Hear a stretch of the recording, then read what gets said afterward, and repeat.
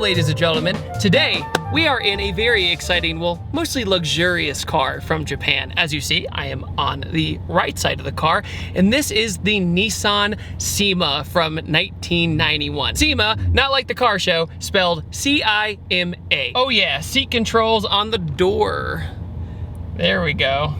In the arms of the... Also, check this out. This is the manual that came with the car from Japan. Really, really neat stuff. It has all the options for the car of colors inside. You also just have instructions, which I can totally read, I promise. But anyway, you guys are here to see this thing drive, so let's do it. Can I go like that? It's electronic.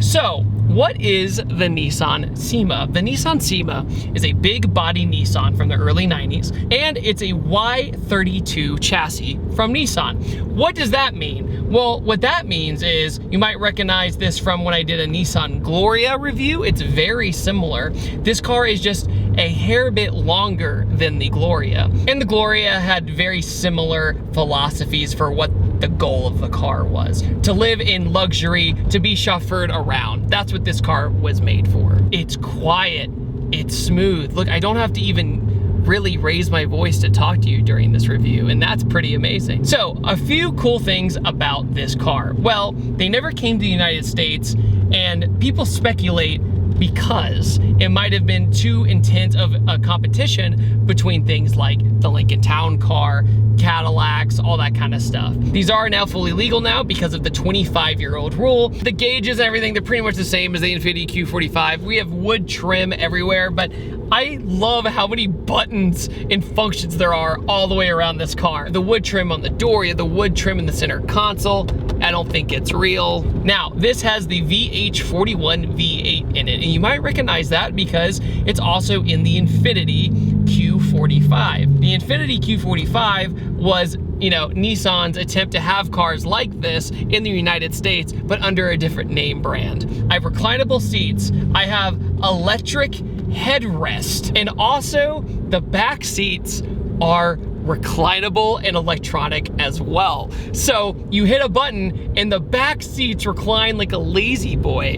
It's unreal. They thought of everything. This reminds me also of, say, the Toyota Crown that also had a bunch of weird knickknacks that you wouldn't find in average cars. But when you drive this thing around, you know, the V8 isn't super loud or anything. It's just not a performance V8. And I'm not saying that's a bad thing. If anything, it's a good thing. It wouldn't really match the character of this car. Like, thank goodness it's a V8 in this thing, because with how big and heavy this thing is, it needed the V8 torque to get this thing around for sure. At any moment, you get in it. See, the transmission downshifts very, very fast. Brake feel, they're kind of squishy. But once again, this was made to be driven around town, and I can imagine driving around the streets of Tokyo in this thing had to be really nice. I love how it has an emblem up front for reference, because this car is long. But when I sit in this, I look at the materials, like I touch the dash and all this. Sure, it's a brown interior. That's pretty much the only thing that makes it look like an older car. And you know when you get in an 80s or a 90s car and it has a certain smell to it?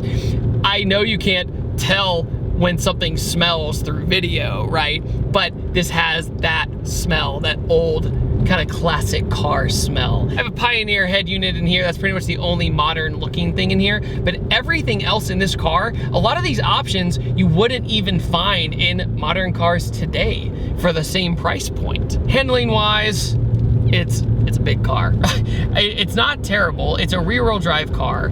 It just makes me so sad that Japan didn't take the chance to bring these over here from the start. All right, what's she sound like? A very smooth. Oh, understeer. And like I said before, this car was not meant to be hot boying it through the mountains, but here I am. If you turn in too quickly, you start hearing the tires squeal a little bit. It's so quiet. The automatic transmission is actually pretty good. As soon as I put the pedal to the metal, man, it did what I wanted. Is it gonna rip your face off? No. But is it going to be an experience that's very nice to you, very kind to your body, and a successful businessman? That's what I feel like I'm driving this, except I guess I wouldn't be the successful businessman because I'm the one driving. So would that make my invisible buddy in the back?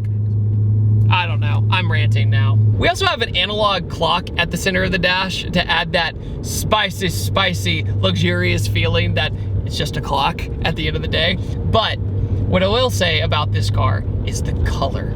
The color of this thing is so gorgeous on these chrome wheels. Like, chrome can make or break a car. But on the Cima, since there is chrome on the emblems, there is chrome in tiny little nooks and crannies on the door sills, it works. It goes with the philosophy of like the 3-color trio. You know, the brown/tan interior, the chrome emblems, and this beautiful green, kind of British racing green paint. Most people, when they look at this car, would not guess that it's a 1991. And I think that really says something. What do you guys think about the Nissan Cima? Do you like it? Do you think the other big body cars are more exciting, like say the Laurel or the Chaser or any other Y32 chassis like the Gloria? Do you like the Gloria or the Cima more? I personally think I like the Cima more. I don't know what it is about it, but maybe it's the body lines, maybe it's just something how it drives. I really enjoyed driving this car. I really enjoyed just taking a break from performance cars and going on a nice cruise with my subscribers without having to go nuts. So on that note, guys, let me know what you guys think about it down below, and I will see you guys next time, and take it easy. Have a wonderful day. Goodbye. This video is brought to you by Patterson Car Care. Get double of premium original detail product for half the price. Head over to PattersonCarCare.com or go to the link in the description below.